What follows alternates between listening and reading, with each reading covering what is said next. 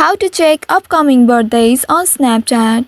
Hello and welcome back to our YouTube channel How to Tutorials. In today's video, I'm going to show you how you can check upcoming birthdays on Snapchat. Before getting started, first of all make sure your application is up to date to the latest version. Now once you have done that, open your Snapchat application on your mobile device, and here once you open it, tap on the profile icon or the initial at the top left.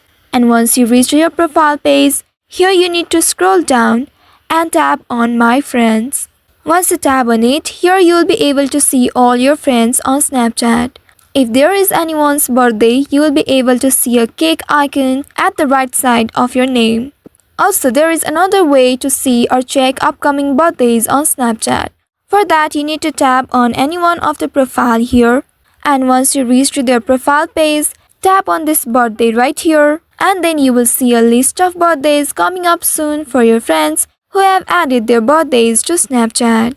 You may also tap on this view more option at the very bottom and view all the birthdays up to December. So by following these steps, you should be able to check upcoming birthdays on Snapchat. I hope this tutorial was helpful. If yes, don't forget to like, share and subscribe to our channel.